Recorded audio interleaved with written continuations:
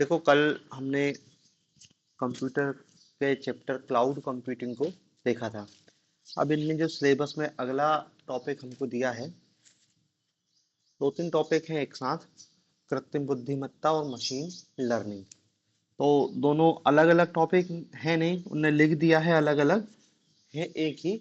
आप एआई को पढ़ोगे तो आपको मशीन लर्निंग अपने आप आएगा। एआई के अंदर ही है मशीन लर्निंग। तो जब हम एआई देखेंगे तो मशीन लर्निंग उसके अंतर्गत अपने आप आ जाएगा। तो अपन देखते हैं कृत्रिम बुद्धिमत्ता। कृत्रिम बुद्धिमत्ता, artificial intelligence, AI, artificial intelligence. दरअसल क्या है ना कि ये आप एआई मानो और उस एआई के अंतर्गत ये मशीन लर्निंग है। और इस मशीन लर्निंग के अंतर्गत ही एक और चीज आती है, इसको डीप लर्निंग कहते हैं। ठीक है। तो सिलेबस में यदि हमने एआई अकेला भी लिख दिया है तो भी आपको मशीन लर्निंग भी पढ़ना है और डीप लर्निंग भी पढ़ना ही पढ़ना है। अब उनने भले सिलेबस में डीप लर्निंग नहीं दिया है, लेकिन आपको डीप लर्निंग भी पढ़ना है क्योंकि वो एआई का सबसेट ही है, उसी के अंतर्गत आता है। तो उनने मशीन लर्निंग अलग से लिख के दिया है, तो अपन उसको एआई मतलब तीनों को एक साथ देख लेते हैं। एआई क्या है, मशीन लर्निंग और डीप लर्निंग क्या है, क्योंकि वो एआई का ही सबसेट है, उसके बाहर कुछ नहीं। अपन सबसे पहले कृत्रिम बुद्धिमत्ता की बात करते हैं। तो देखो, बहुत चर्चा है कृत्रिम बुद्धिमत्ता की, हर व्यक्ति इस कृत्रिम बुद्धिमत्ता के बारे में चर्चा कर रहा है मीडिया में। रोज नए नए ऐप आ रहे हैं या नए नए कुछ चैटबॉट टाइप के आ रहे हैं जो जिसका उपयोग हम कर रहे हैं। तो पहले इसका थोड़ा सा अर्थ समझ लेते हैं, फिर देखते हैं इसके आगे क्या है इसमें। देखो, दो शब्द हैं, कृत्रिम बुद्धिमत्ता, आर्टिफिशियल इंटेलिजेंस। कृत्रिम तो हम समझते ही हैं, दो चीज होती है, एक होती है प्राकृतिक और एक होती है कृत्रिम। कृत्रिम मतलब मैन मेड, जो प्रकृति ने नहीं बनाई वो सब चीज कृत्रिम है।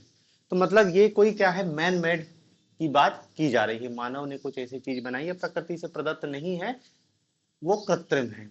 और दूसरा शब्द क्या है, बुद्धिमत्ता, इंटेलिजेंस।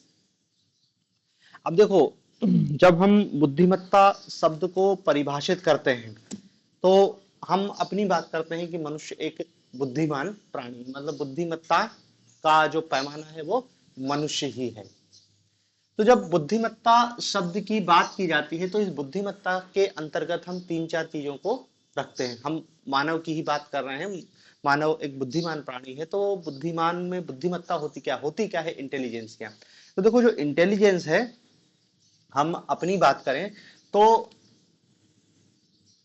कोई भी बुद्धिमान व्यक्ति या बुद्धि का उपयोग करने वाला है, जो कोई भी बुद्धि का जो उपयोग करने वाला है, वो क्या है, उसको आप कुछ डाटा का इनपुट दोगे,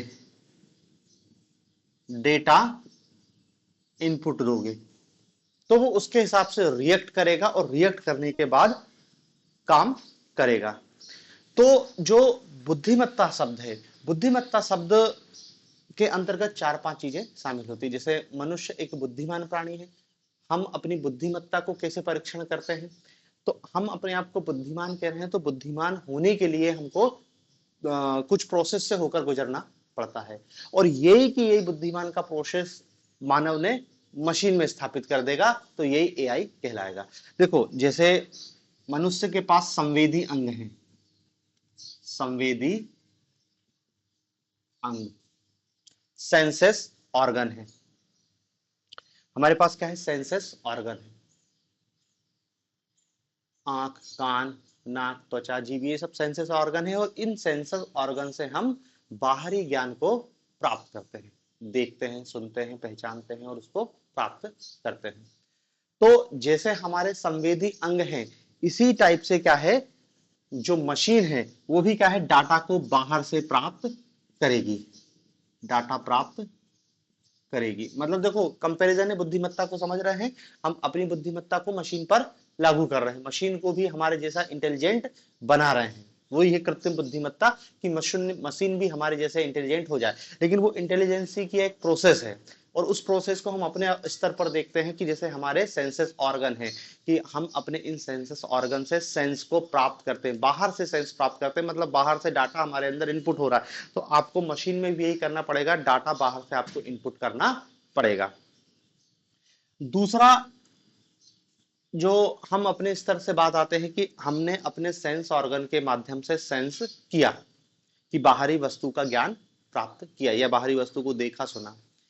लेकिन जो हमारे सेंस ऑर्गन है वो केवल सेंस कराते हैं, हमारा ज्ञान नहीं है। वो ज्ञान हमारे किससे होता है? मस्तिष्क से होता है, कि वो सेंस ऑर्गन से हम किसी को देखते हैं, वो मस्तिष्क में उसकी छवि बनती है, और फिर मस्तिष्क उसको प्रोसेस करके पहचानता है कि हाँ ये पहले देखा गया है या नहीं देखा गया है, नया है, जो भी है। तो मतलब अब जो दूसरा रोल क्या आता है? मस्तिष्क का आता है, मस्तिष्क। और देखो, बिना मस्तिष्क के ये संवेदी अंग कोई काम के नहीं है। आपका यदि दिमाग काम करना बंद कर दे तो आपका देखना सुनना सब व्यर्थ, ना तो आपको दिखाई देगा ना सुनाई, सारे सेंस ऑर्गन कोई काम के नहीं रहेंगे, क्योंकि वो सेंस ऑर्गन केवल और केवल क्या है? सूचना को मस्तिष्क तक पहुंचा रहे हैं। और ये जो मस्तिष्क जो कार्य कर रहा है इसको कहते हैं डेटा प्रोसेसिंग। डेटा प्रोसेसिंग, संवेदी अंग ने हमको सेंस दिया, सेंस कहां पहुंचा? मस्तिष्क के पास। मस्तिष्क ने वो जो सूचनाएं हैं उसका प्रोसेस किया, और उस प्रोसेस करने के बाद जो तीसरा शब्द आता है वो है निर्णय क्षमता। निर्णय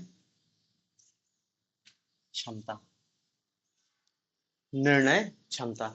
मस्तिष्क उस डाटा को प्रोसेस करता है, और उस डाटा को प्रोसेस करने के बाद मस्तिष्क ही निर्णय लेता है कि आप किसी व्यक्ति को पहचान रहे हो, किसी व्यक्ति को नहीं पहचान रहे हो, या कोई ऐसी स्थिति उसने प्रोसेस कर ली कि जिससे उसको खतरा लगा, कि कोई जानवर देख लिया, उस जानवर को सेंस किया, हमारे सेंस ऑर्गन ने मस्तिष्क तक पहुंचाया, मस्तिष्क ने प्रोसेस किया, और उसको क्या, ये तो शेर है, मतलब ये हमारे लिए खतरा है, और खतरा है मतलब निर्णय लेना पड़ेगा, यहां से भागना पड़ेगा। तो निर्णय क्षमता। तो देखो, मशीन में भी आपको डाटा इनपुट करना पड़ेगा, फिर मशीन का भी मस्तिष्क होगा, सीपीयू टाइप की कुछ यूनिट होगी जो उस मस्तिष्क को जो उस डेटा को प्रोसेस करेगी, और डेटा को प्रोसेस करने के बाद फिर एक निर्णय लेगी।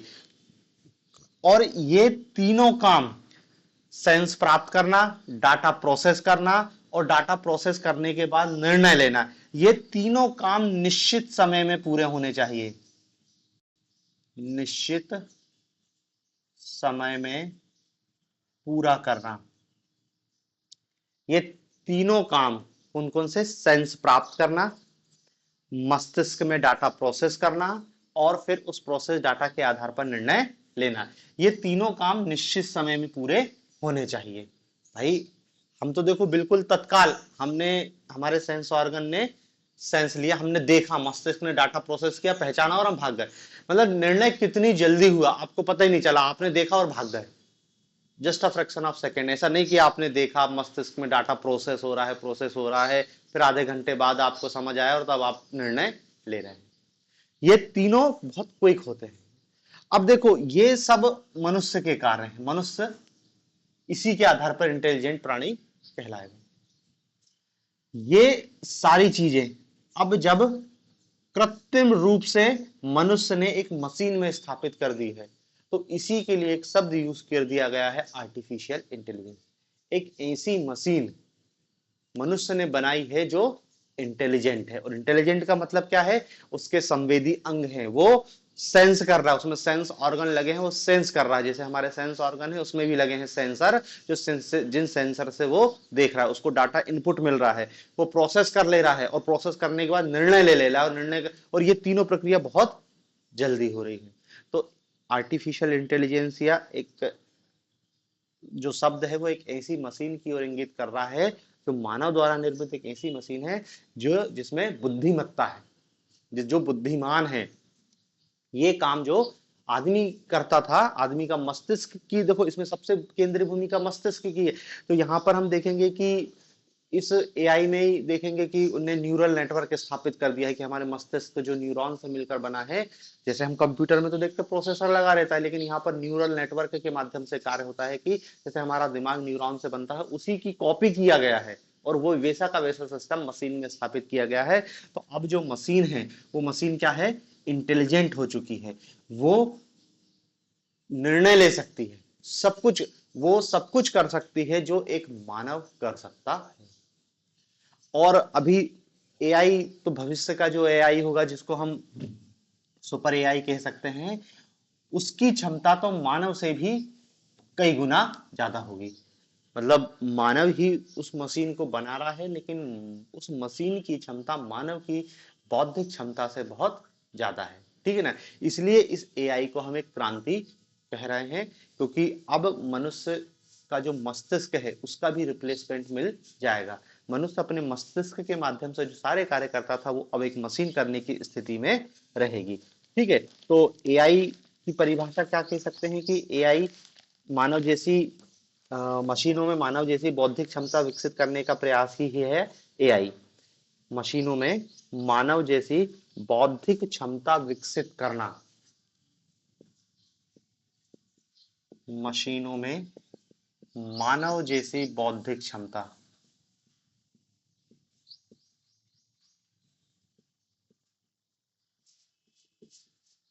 विकसित करना,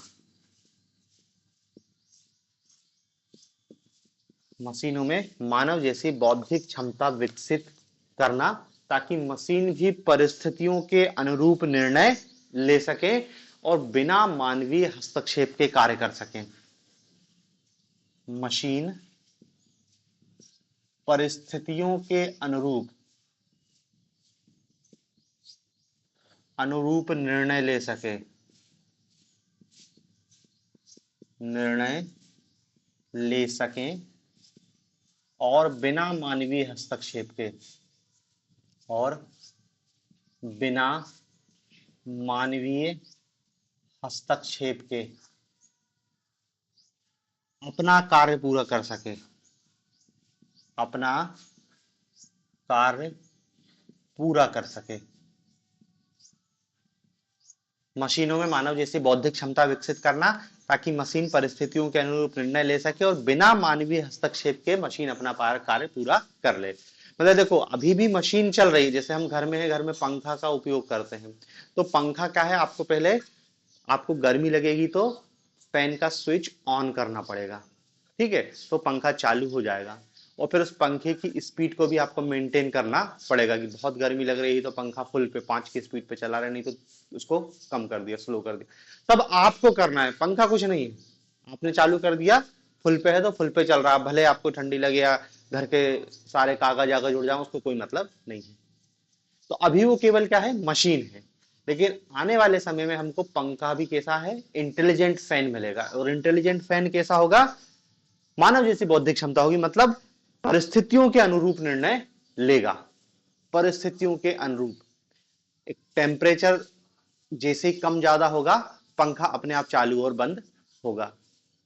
उसका सेंस इतना ज्यादा रहेगा कि आपकी त्वचा के तापमान को वो रीड करेगा कि अरे इस व्यक्ति को गर्मी लग रही है, अब चालू हो जाना चाहिए। अभी टेम्परेचर उतना अधिक नहीं है, इसलिए स्लो स्पीड में चलो, टेम्परेचर बढ़ेगा और स्पीड बढ़ा जाएगी। मतलब बिना मानवीय हस्तक्षेप आपको पंखा चालू बंद करने की समस्या खत्म। आप कमरे में आए और उसने सेंस किया और सेंस करने के बाद निर्णय लिया कि मेरे को चालू होना है और किस स्पीड पे चालू होना है, ये सब उसने तय कर दिया। आपने किताब खोली, पढ़ना चाह रहे हो, लाइट अपने आप जल जाएगी कि यार व्यक्ति को पढ़ना है तो तेज लाइट जल जाएगा। तो यही सब क्या है, एआई है। और अब सिर्फ एआई, अभी तो प्रारंभिक स्तर पर हमको कहना चाहिए एआई, अभी तो वो केवल कुछ ऐप के रूप में, फिर धीरे धीरे क्या है, सारी मशीन इंटेलिजेंट हो जाएंगी। हम जिन मशीनों का जो उपयोग कर रहे हैं उनको हमको ऑपरेट करने की भी जरूरत नहीं होगी, वो ऑटोमेटेड होगी, सब सेंस करेंगी। और देखो मानव जैसी बौद्धिक क्षमता है, सेंस भी करेंगी, डाटा प्रोसेस भी कर लेगी और निर्णय भी ले लेगी। आपकी कोई जरूरत नहीं है उसको, आपको कुछ नहीं करना, मशीन सब कुछ सेंस करके निर्णय लेके काम कर लेगी। तो ऐसी ही मशीन को हम क्या है, आर्टिफिशियल इंटेलिजेंस मशीन कहेंगे। कृत्रिम रूप से बौद्धिक, इनमें जो बौद्धिक क्षमता विकसित करी है वो मानव ने अपने प्रयासों से की है, इसलिए इसको हम कृत्रिम बुद्धिमत्ता कह रहे हैं। मशीन लर्निंग भी इसी का एक सबसेट है। अभी अपन इसको देख लेते हैं, फिर उसको आगे देखेंगे कि मशीन लर्निंग और डीप लर्निंग क्या है। ठीक है, तो देखो ये तो हमने कृत्रिम बुद्धिमत्ता की परिभाषा, अब इसका थोड़ा सा विकास क्रम देखना पड़ेगा हमको। विकास क्रम, कृत्रिम बुद्धिमत्ता का विकास क्रम। तो देखो विकास क्रम में हमको सबसे पहले इसमें जो याद रखना है वो 1950 का ट्यूरिंग टेस्ट।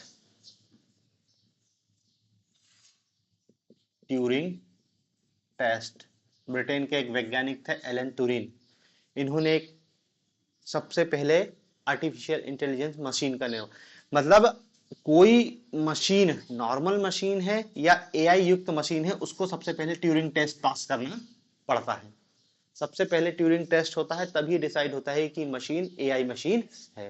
तो एलन तुरीन का नाम याद रखना, 1950 में एलन तुरीन ने ही सबसे पहले आर्टिफिशियल मशीनों का परीक्षण करके उनको बताया कि ये एआई युक्त मशीन है या नहीं है। ठीक है ना, तो एलन तुरीन का नाम याद रखो सबसे पहले। दूसरा जो इसके विकास क्रम में सबसे महत्वपूर्ण है वो है जॉन मैकार्थी, 1956। John McCarthy 1956। और जॉन मैकार्थी को क्या है, जो आप एआई का पिता भी कहते हैं, जॉन मैकार्थी को कृत्रिम बुद्धिमत्ता का पिता, और इन्होंने ही सबसे पहले एआई शब्द का उपयोग में लाया। एआई शब्द उपयोग में लाया जॉन मैकार्थी, और ये एआई के पिता कहलाए। तो पहले एलन तुरिन, दूसरा व्यक्ति विकास क्रम में महत्वपूर्ण है जॉन मैकार्थी। और देखो जॉन मैकार्थी सबसे महत्वपूर्ण है क्योंकि ये एआई का पिता है। इसने एआई शब्द को परिभाषित किया, और देखो वो एक लाइन आप याद रख लो, इसने जो परिभाषित किया है कि the science and engineer of making intelligent machine, the science and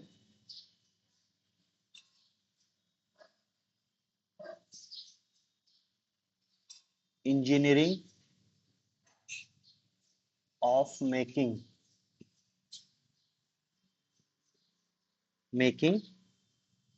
intelligent machine.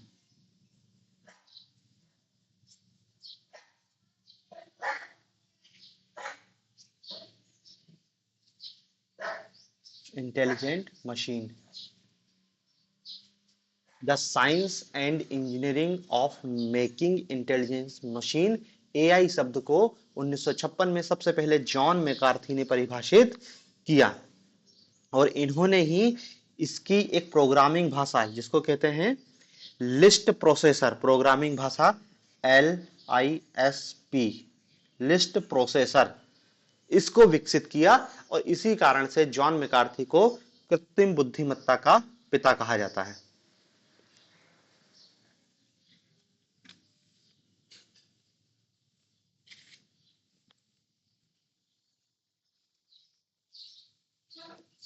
ठीक है, तो 50, 56 John McCarthy.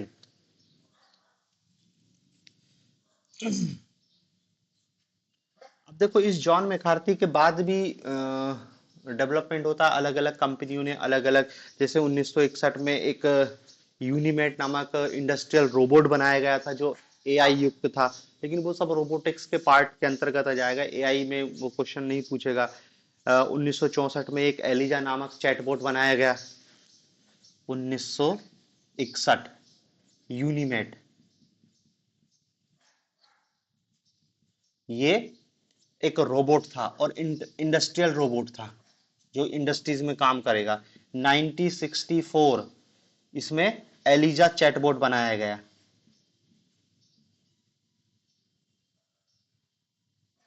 Elijah chatbot, Elijah नामक चैटबॉट बनाया गया। 1966 में जनरल इलेक्ट्रिक ने एक सैंकी नामक रोबोट बनाया।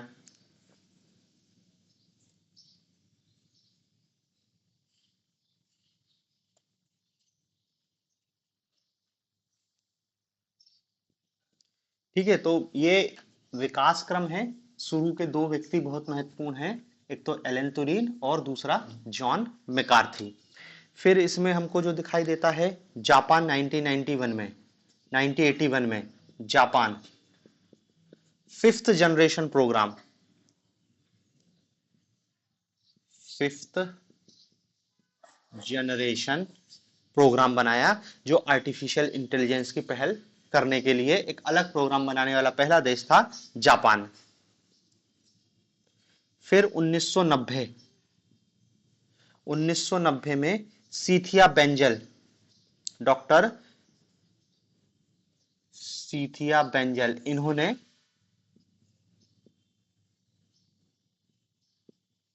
सबसे पहले भावनात्मक रोबोट किसमैट बनाया।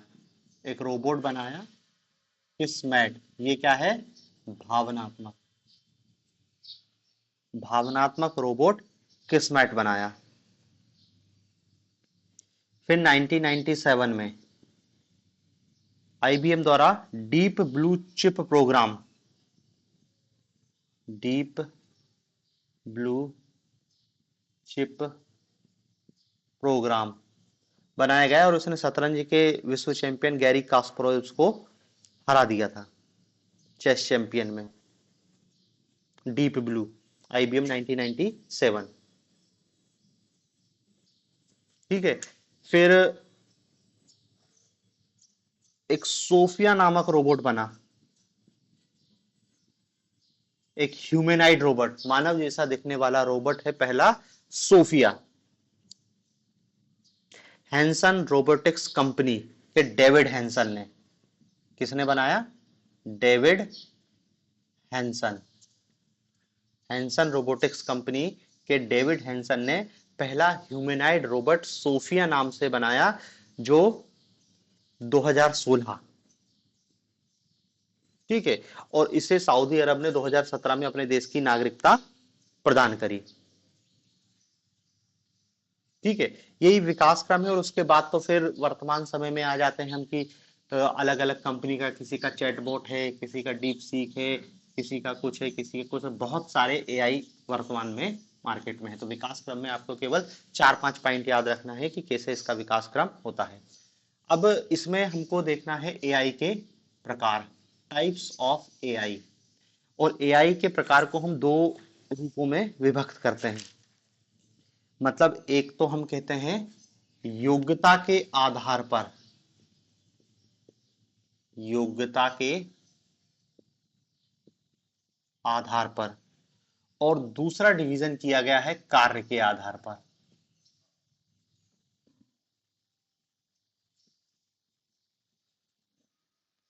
योग्यता के आधार पर और दूसरा डिवीजन किया गया है कार्य के आधार पर। अब देखो, योग्यता के आधार पर 3 प्रकार का एआई होता है। पहला है वीक एआई,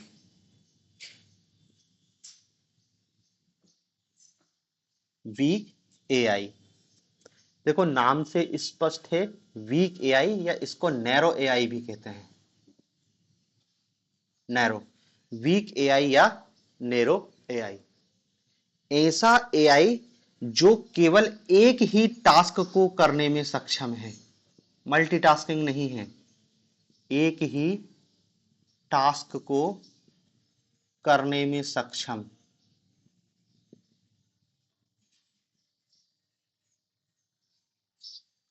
एक ही टास्क को करने में सक्षम, और वो भी टास्क कैसा रहेगा, पूर्व निर्धारित कार्यक्रमों के साथ, कि जो प्री प्रोग्राम्ड है, पहले से बता दिया गया है, उसी कार्य को ये करने में सक्षम है। मतलब ये कोई, आप इससे बहुत ज्यादा की उम्मीद नहीं कर सकते हो, जिस काम के लिए बना है केवल वही काम करेगा और एक ही काम करेगा।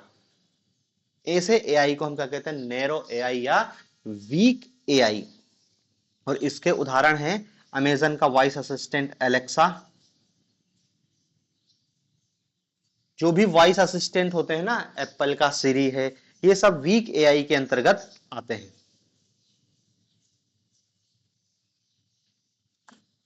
तो पहला है वीक एआई, क्षमता के योग्यता के आधार पर, या इसी को क्षमता भी लिख लेना, क्षमता या योग्यता के आधार पर। दूसरा है इसमें जनरल एआई,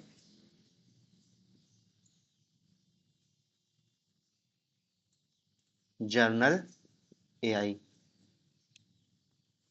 अब देखो, ये जो जर्नल एआई है, ये जो जनरल एआई है ये मानव बुद्धि के समान टास्क करने में सक्षम है। मानव बुद्धि के समान टास्क करने में सक्षम।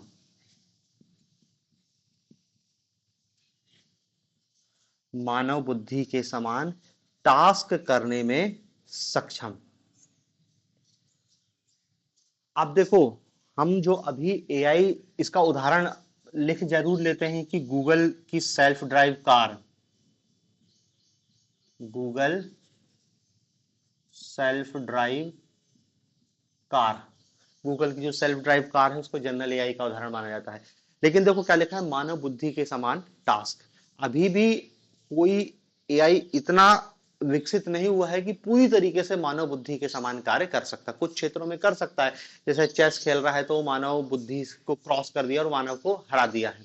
लेकिन पूरी तरीके से मानव बुद्धि को रिप्लेस करने वाला कोई एआई अभी नहीं है। अभी हम जो एआई डेवलप, हम जो देख रहे हैं वो अभी यहीं पे है। समझ लो, हम जनरल एआई ही बनाने का प्रयास कर रहे हैं कि मानव बुद्धि को रिप्लेस कर दे, कि मानव बुद्धि जो टास्क कर सकती है वो पूरे की पूरे टास्क एक एआई कर ले। तो अभी तो ऐसा एआई नहीं है, इसी की ओर जो हम प्रयास कर रहे हैं कि मानव बुद्धि, अभी मानव बुद्धि को क्रॉस जाने की बात तो दूर है, अभी तो हम जनरल एआई को पालें वही बड़ी बात है।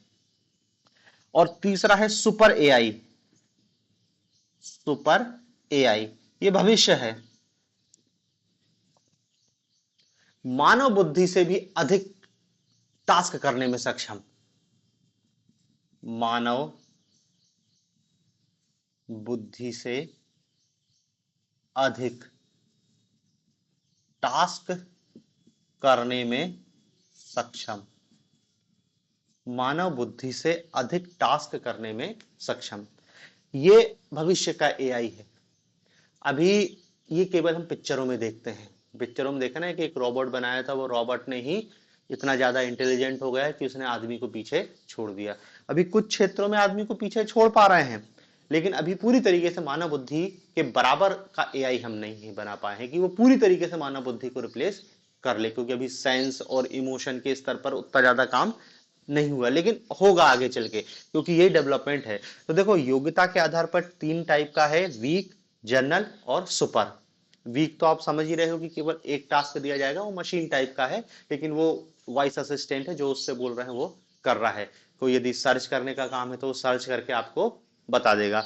और जनरल एआई है, मतलब मानव बुद्धि के समान है, कि हम जो अभी यूज कर रहे हैं, जो चैटबॉट है या फिर जो नई नई एआई ऐप आ रही हैं, वो इस जनरल एआई को ही इंगित कर रही हैं कि हम मानव बुद्धि को ही, मानव बुद्धि के बराबर पहुंचने का प्रयास कर रहे हैं। और सुपर एआई तो भविष्य की बात है कि भविष्य में हम ऐसी एआई मशीन बना लेंगे जो पूरी तरीके से मानव बुद्धि को, मानव बुद्धि से ज्यादा सक्षम होगी। उस एआई को हम सुपर एआई कहेंगे। अब देखो, इसमें उदाहरण बस याद रखना है, जैसे डीप ब्लू प्रोग्राम, जिसने गैरी कास्परोव शतरंज के नंबर 1 चैंपियन को हरा दिया था, तो कायदे से देखा जाए तो उसने क्या है, मानव बुद्धि को क्रॉस कर लिया, कि पूरी दुनिया का सबसे इंटेलिजेंट चेस प्लेयर था वो, और उसको उस मशीन ने हरा दिया। लेकिन अभी वो भी केवल क्या है, एक सेगमेंट में ही है। उस उदाहरण के रूप में जरूर लिख सकते हैं कि जो डीप ब्लू प्रोग्राम था आईबीएम का, वो सुपर एआई है। बात सही है, पेपर में ऑप्शन में यदि है तो आप डीप ब्लू को लगाओगे, आंसर आपका सही है। लेकिन आप ये सोच लो कि एक ही क्षेत्र में है, ऐसा तो ही नहीं कि जो डीप ब्लू सब कुछ कर ले रहा है, जो मानव कर रहा है उसको क्रॉस केवल चेस खेलने के लिए बनाया गया, तो चेस खेलने की क्षमता को तो वो क्रॉस कर गया है। ठीक है, तो उदाहरण के रूप में वो सुपर एआई का उदाहरण है। लेकिन ध्यान में रखना कि सुपर एआई मतलब मानव की क्षमता को क्रॉस कर दिया, बौद्धिक क्षमता को क्रॉस कर दिया। तो अभी तो उस स्तर पर कोई एआई ऐसा नहीं है। सेक्टर वाइज जरूर है, हमने सेक्टर वाइज जरूर बना लिया है कि इस सेक्टर में मानव बुद्धि को पीछे छोड़ देगा। अब दूसरा है कार्य के आधार पर। कार्य के आधार पर जो पहला एआई होता है उसको कहते हैं प्रतिक्रियाशाली मशीन, रिएक्टर मशीन। प्रतिक्रियाशाली मशीन, प्रतिक्रियाशाली मशीन, रिएक्टिव मशीन। ये क्या है, एक ऐसी एआई मशीन है जो दिए हुए कार्य के अलावा किसी अन्य कार्य को नहीं कर सकती, दिए हुए कार्य के अलावा किसी अन्य कार्य को नहीं कर सकती, किसी अन्य कार्य को नहीं कर सकती,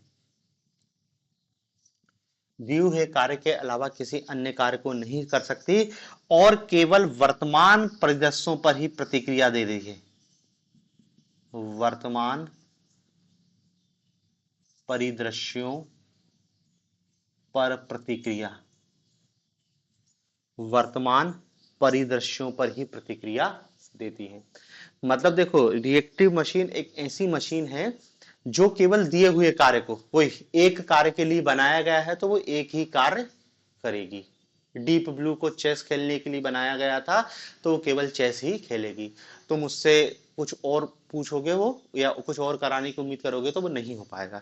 दूसरा क्या है, वर्तमान परिदृश्यों पर प्रतिक्रिया, मतलब जो उसको तत्काल इनपुट दिया जा रहा है उसी के माध्यम से, उसकी कोई सेव मेमोरी नहीं है बहुत बड़ी कि पुराने अनुभवों के आधार पे वो सीख के काम कर ले, वो उससे नहीं होगा। रिएक्टिव मशीन है, केवल वर्तमान परिदृश्यों पर ही प्रतिक्रिया देती है। तो ये दो बातें याद रखना प्रतिक्रियाशाली मशीनों में, कि वो केवल एक ही कार्य करेगी जिस कार्य को उसको दिया गया है या जिस कार्य के लिए उसको बनाया गया है, और केवल वर्तमान परिदृश्यों पर प्रतिक्रिया करती है। मतलब वो अपने कोई पुराने अनुभव, कोई पुरानी मेमोरी से सीख के और फिर निर्णय नहीं लेती। और इसका उदाहरण भी लिख लेना आपका, वही डीप ब्लू, डीप ब्लू, ठीक है, प्रतिक्रियाशाली मशीन। दूसरा जो एआई है कार्य के आधार पर, वो है लिमिटेड मेमोरी मशीन, सीमित मेमोरी, लिमिटेड मेमोरी मशीन। नाम ही है लिमिटेड मेमोरी। देखो इसमें तो पूर्व मेमोरी का इसके पास कोई उपयोग ही नहीं है, यहाँ पे पूर्व मेमोरी का उपयोग है लेकिन बहुत सीमित। तो इसमें क्या कह सकते हैं, प्री प्रोग्राम नॉलेज और ऑब्जर्वेशन करके अपना कार्य करती है। प्री प्रोग्राम व ऑब्जर्वेशन करके।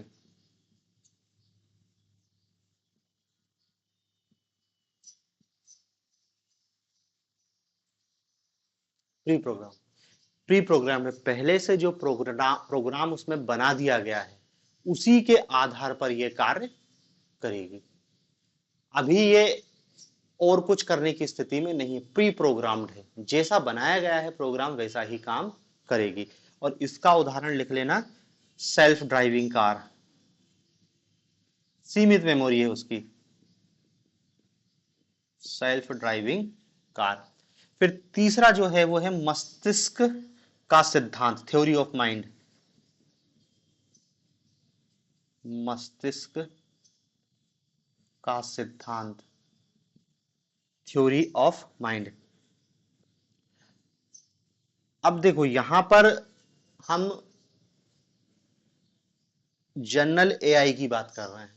जनरल एआई मतलब मस्तिष्क का सिद्धांत, मतलब मनुष्य की तरह ही मशीन व्यवहार करेंगी, पसंद नापसंद, सुख दुख, आपके इमोशन को थोड़ा बहुत ऑब्जर्व करने की स्थिति में आ जाएंगी। मतलब इस तरह की मशीन क्या है, मानव व्यवहार,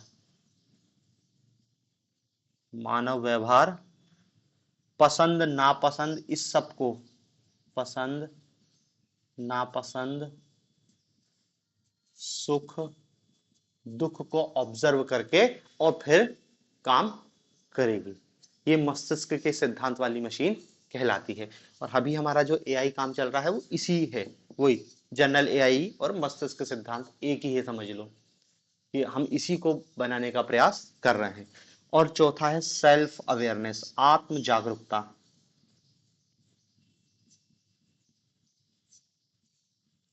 सेल्फ अवेयरनेस, आत्म जागरूकता।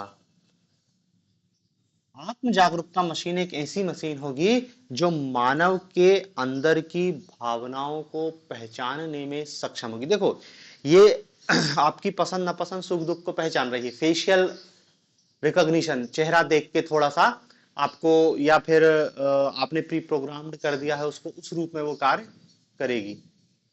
देख रहे हैं आप रो रहे हैं तो वो कुछ और है।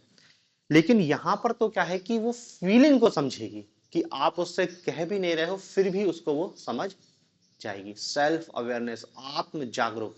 मतलब देखो, आदमियों के लिए भी ये आदमियों में तो होता है, लेकिन जरूरी नहीं कि हर आदमी में होता है। हर आदमी आपकी फीलिंग को नहीं समझ पाता, लेकिन अब एक मशीन ऐसी बना रहे हैं कि वो आपकी फीलिंग को पूरी तरीके से समझेंगी। ऐसी मशीन को हम आत्म जागरूक मशीन कह रहे हैं। लेकिन ऐसी मशीन अभी तक मनुष्य ने नहीं बनाई है जो सेल्फ अवेयर है।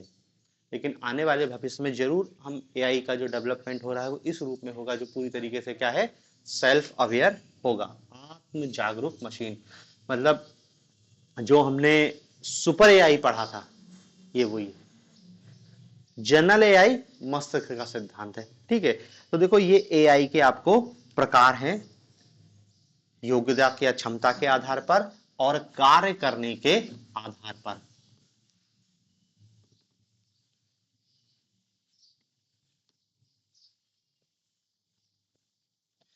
क्षमता के आधार पर और कार्य करने के आधार पर।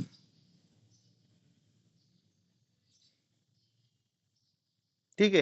बाकी कृत्रिम बुद्धिमत्ता की प्रक्रिया पूछे तो देखो, प्रक्रिया वही है जो पहले मैंने बताई, क्या कि वही डाटा इनपुट करना, फिर प्रोसेस करना और फिर निर्णय लेना लिमिटेड समय में। मतलब वही लर्निंग, रीजनिंग और सेल्फ करेक्शन, खुद ही सुधार करना, वो वही है बुद्धिमत्ता की प्रोसेस।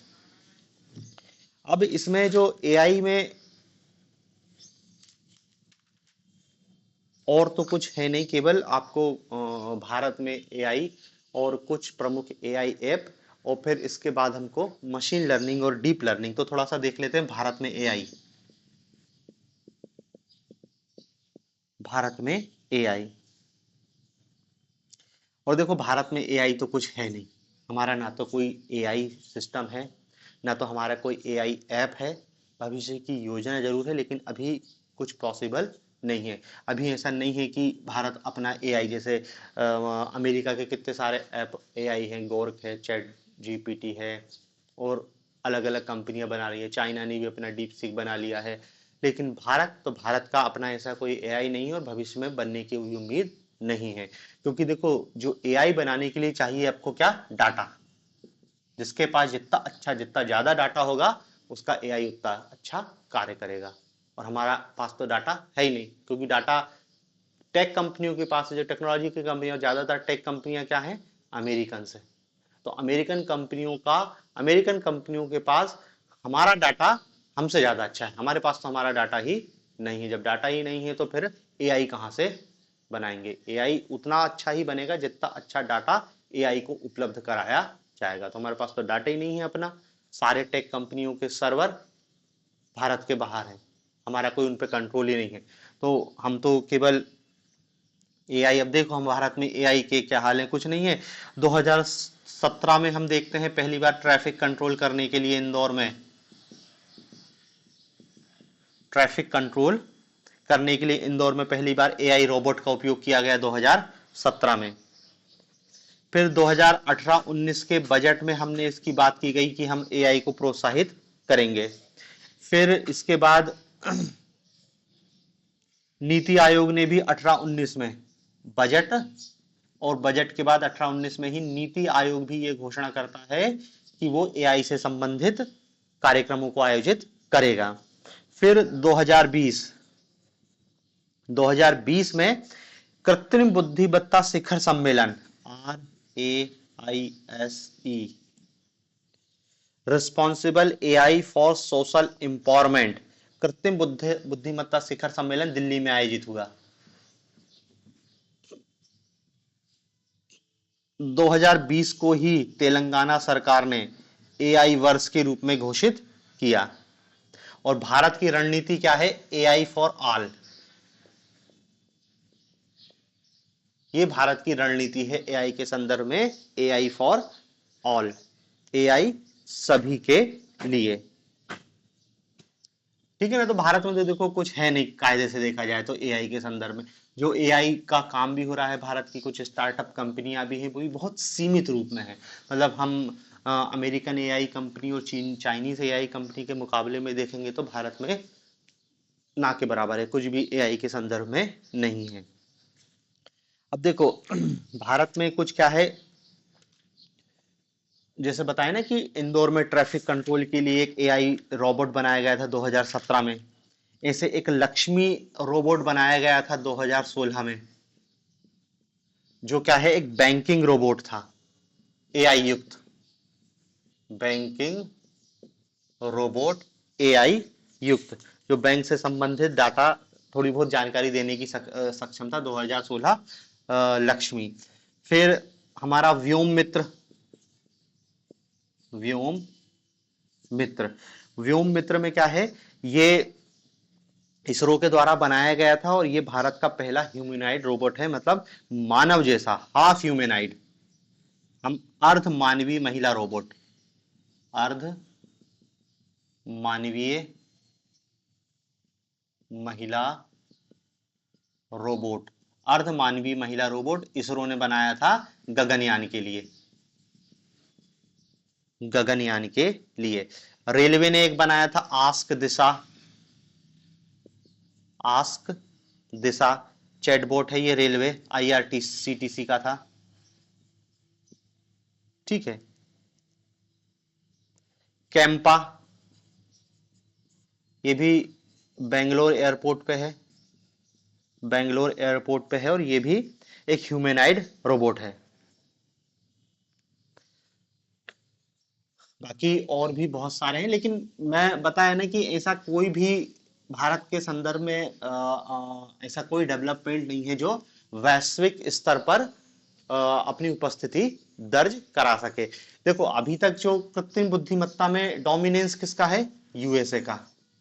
भाई जो भी टेक कंपनी है वो सब यूएसए की है, और जो भी एआई के संदर्भ में, चाहे चैट जीपीटी हो या फिर मेटा का एआई है, मेटा एआई, और गूगल वालों का मतलब मेटा का अलग है, गूगल का अलग है, इन्हीं लोगों का डेवलपमेंट इन्हीं का था। फिर एलन मस्क की कंपनी का आया गोर्क, इसने इन सबको पीछे छोड़ दिया। जो इसकी स्पेशलिटी थी सबसे तेज वर्तमान में अभी गोर की है। इसके ये सब था, इसके मुकाबले में चाइना ने अपना डीप सीक निकाल दिया, डीप सीक। और डीप सीक की क्या विशेषता है, ये कोडिंग के लिए सबसे बढ़िया है।